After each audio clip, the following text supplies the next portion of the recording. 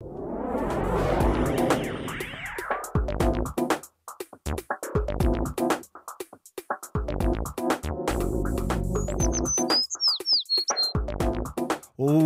back to the program, everyone, on this Saturday morning. Hope yours is off to a great start. While the sun is really beginning to shine here in San Luis Obispo, gorgeous outside, and I think the heat has broken for the most part in the Midwest, where they had just a horrendous start to their, really end to their spring. Now we are right in the beginning of summer, and hope yours is off to a great start. I'm your host, Randall White, as we talk food, wine, craft beer, travel, and tourism. And if you caught the show last week, then you know I've been gone. I took Amtrak's California Zephyr all the way from Emeryville, which is, right next to Oakland in the Bay Area, took it all the way across to Chicago and spent some time there, and then attended a very good friend's retirement party up in Madison, Wisconsin. My diet was completely thrown out the window. I think I gained like 5 pounds. Some of that I've lost in the meantime. But the menu on Amtrak, while it has been upgraded to include brown rice and some gluten-free options, really needs to be updated for 2012. And let's hope that that's in the in the future for Amtrak. Then while in Chicago, very progressive city when it comes to their menus and such.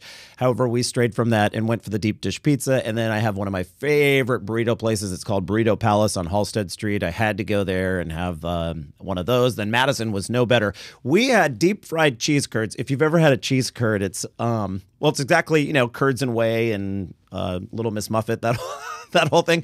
You take the curd, you roll it in some flour and you deep fry it, and you can find that all over Wisconsin. You don't see it here, so it's one of those things like when in Rome, and so boy was I in Rome. I just kept having it, and of course all that washed down with great local craft brews. You don't see a lot of great wine menus out there, so I stuck with the beer. All very delicious, but all very fattening, and in most cases unhealthy. But I'm lucky because I don't have any special dietary needs, not at this case, and at this point in my life anyway. I do try to cut back on the salt nonetheless. But here to help people who do have special dietary needs and those of us who just simply go so wrong on vacation like myself is Jessica Goldman Foung. She's up in San Francisco. I found an article of hers this week in the Huffington Post. It was great. I read all the way through it and wished I had read it prior to leaving. Although I still don't know, Jessica, if I would have changed many things. You'll love her website, too. It's sodiumgirl.com. Welcome to the program. Thank you so much for having me. Good morning. Yes, good morning to you. And now, what brought this level of attention for you on specialty diets? Well, for me, my hand was really forced in it, so I have a little bit of an easier time having to stick to my diet as I truly need to. My kidneys failed almost 9 years ago, and I was on dialysis and the transplant list, so I took on this diet to see what I could do as a very stubborn and spontaneous 21-year-old to maintain the kind of lifestyle I wanted. And so what you did is you put together a diet that works for you, tastes great, I would imagine. And but then you've probably found over the years that when you travel, that's not so easy. Right. Traveling was kind of the most scary part of it all. I could do whatever I wanted in my own home. And I found that I could even eat out pretty easily when I went to restaurants. I was learning the tricks. But traveling, whether it was a simple road trip or going abroad, that was pretty scary at first. Right. Well, some of the people that work on the show here do have special dietary needs as well. And so they're all ears listening. And you say when you're packing, don't just put your clothes and sunblock in there. Pack some of your favorite foods. Yeah, if I only packed clothes, I'd be the lightest traveler ever. But these days, food takes up the majority of my suitcase. Really? Seriously. And do you have any problems when you go on like an airplane because I guess you can check the baggage, huh? Here's the thing. I actually never check my bag. So I have learned to pack the things that lay flat, that are non-perishable, and, of course, don't have liquid in it, and I never have any problems. But, of course, if you do check bags, you can also pack an ice pack, pack some perishable items, and then just make sure you have a refrigerator on the other end of your travel destination. And then if it's too difficult, you can always send the items ahead of time? Yes, this is... Thank goodness for my mom's creativity. One of the first trips we took as a family, she actually called ahead to the hotel and thought to send a huge box of my favorite pantry items with anything I needed, such as a can opener, and asked for a microwave and a refrigerator. And I basically had a kitchen when I got to my hotel. Right. In fact, you say forget the view, go for the kitchen if it's between two different rooms that are the same price, right? Yep. Yeah. And these days, Airbnb and VRBO, there's a lot of different options beyond the standard hotel. VRBO is great. That has changed traveling for me because most of these places either have small kitchenettes or an actual kitchen, and even hotels like the Fairmont or smaller suite travel hotels. Marriott Residence Inn.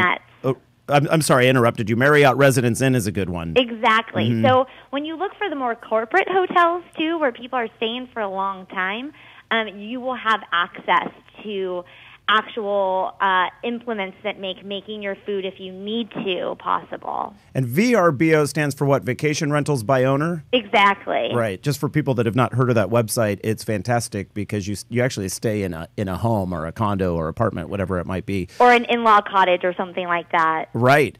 So another one of your tips is to go raw. That sounds great now, for vacation. This might take a little more convincing for some people, but I have found that if you pack, a little plastic bag of raw kale or, pre-cut and pre-washed vegetables, they don't really need refrigeration until maybe the second day, so you can really travel with it. Oh, right. And it's an easy thing to stick on top of a rice bowl if you can find one at the airport, or on an omelet, or anything else that you bring with you, like some tortillas, to really spice it up, but also keep some vegetables in your diet. I know that's the one thing I always miss when I travel is the greens. That is so true, Jessica. In fact, I was just at the Minneapolis airport. A lot of the airports, like San Francisco, just has some amazing food options. Terminal for sure. 2. Yeah, Terminal 2. Is that the United Terminal? No, that's the new Virgin Terminal, and it has a whole farmer's market in it. Really? Yeah. I love that. I know LAX has well, they were planning to put a farmer's market in. I don't know if it's in yet or not, but that's great.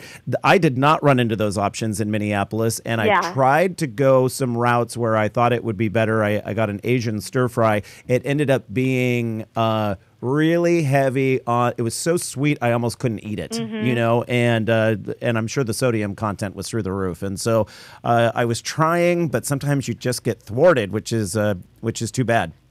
So I totally understand, and that's the thing is if you bring the accoutrement with you, you can really make what you want out of the simple things you can find that are safer, like just steamed rice instead of the whole stir fry. I travel with a bottle of Cholula because they never have my favorite hot sauce. Exactly. There's no shame in that. There's not. Okay, you say to use friends, both real and virtual. What do you mean? Well, this is the beauty of social media these days is, if you have friends where you travel, that's always the best way to travel for anyone, special diet or not. They can really help you find the right restaurants, or if it is in abroad and there's a foreign language, they can help you translate. But even if you don't have friends where you're going, use Twitter, use Facebook. There are bound to be people that live in the city or countries that you're going to that might have the same needs that you do.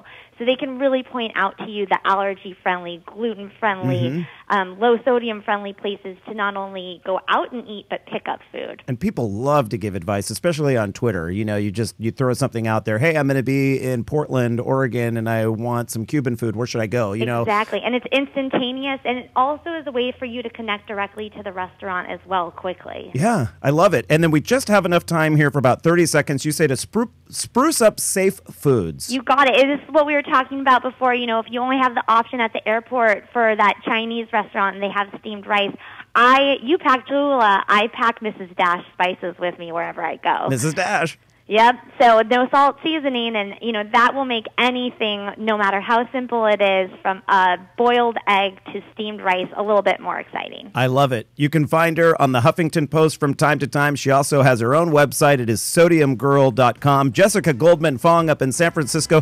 Thank you so much for joining us this morning with all those travel dietary tips. Thank you, Randall. Healthy traveling, everyone. All righty. We'll have to have her back on the show again. She was fantastic. Okay, up next, speaking of eating right, cereal companies are pushing the sugary cereals. They're making more of the healthy ones, according to a new study, but those aren't the ones they're trying to get your kids to buy. We'll explain. We'll speak to the lead researcher in a new study that just came out yesterday or the day before, and we have her on Eat, Drink, Explore Radio coming up next Hope your Saturday's off to a great start.